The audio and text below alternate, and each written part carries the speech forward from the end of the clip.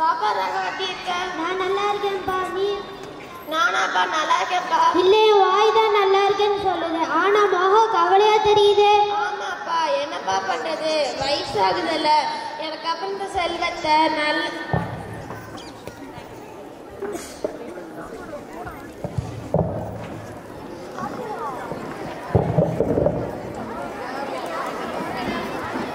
பாப்பா ராகவா எப்படி இருக்க?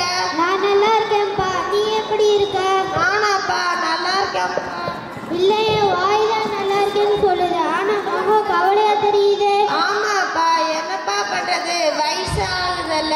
எனக்கு அப்புறம் இந்த செல்வத்தை நல்ல வழியில சரியான ஆள் இல்லைங்கிற காலத்தான். நீ சொல்றதும் சரிதான். இந்த காலத்துல யார் நல்லவங்க யார் கெட்டவங்கன்னே தெரிய மாட்டேங்குது. எனக்கு அப்புறம் இந்த நல்ல காரியம் எந்த தடை இல்லாம நடக்கணும். வேற என்ன காலம் இருக்க போகுது? அதுக்கு என்கிட்ட ஒரு வழி இருக்கு. நீ என்ன பண்ற, இன்னைக்கு சாயங்காலம் 6 மணிக்கு இந்த ஊர்ல இருக்கிற இளைஞர்லாம் வீட்டுக்கு வரணும்னு ஒரு தண்டோரா போட சொல்லு. உன் பிரச்சனைக்கு தீர்வு நான் சொல்றேன். சரிப்பா.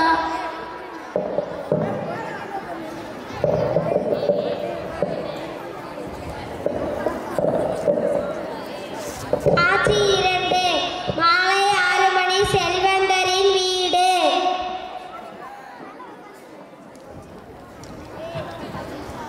எங்கெல்லாம் வருவாங்கப்பா?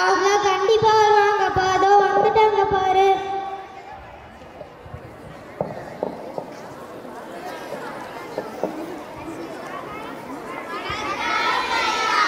நான் உங்களை எதுக்கு வர சொன்னேன்னு தெரியுமா? உங்களுக்கு ஆளுக்கு ஒரு விதையும் பூந்தொடி தந்துடுவேன். 10 நாள் கழிச்சு யாரோட செடி நல்லா வளர்ந்து பூத்து கொண்டு வரீங்களோ அவங்க தான் என்னோட சொத்துக்கு வாரிசு. யார்பாங்க? அந்த பூந்தொடி விதை உங்களுக்கு எல்லாம் எடுத்து கொடுப்பா.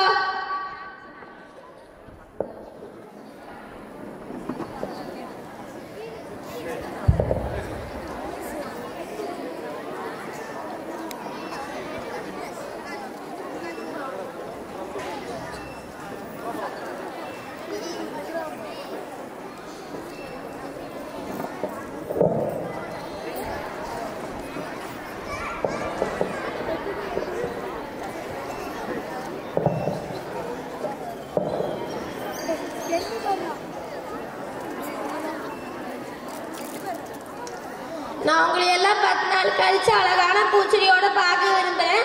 நீங்க எல்லாம் போயிட்டு வாங்க.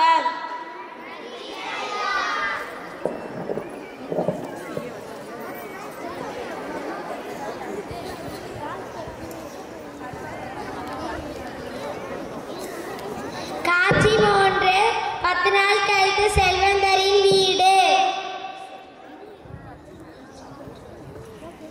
இதெல்லாம் சரியா இருந்தாப்பா? கண்டிப்பா வரும்பா. உனக்கு அப்புறம் இந்த நல்ல காரியம் எந்த தடை இல்லாம செய்யிருக்கு. உனக்கு ஒரு சரியான ஆள் கிடைப்பான் பாரு. என்னோட நிலைமையை பாத்தியாப்பா? கவலைப்படாதப்பா, பார்த்துக்கலாம்.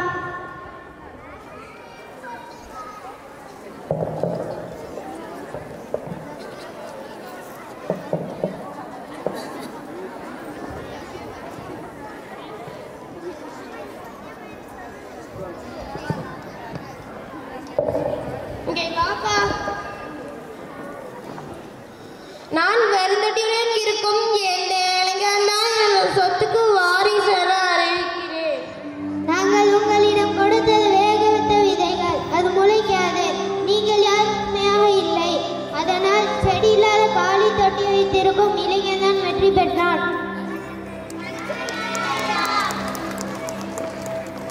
பாத்தீங்க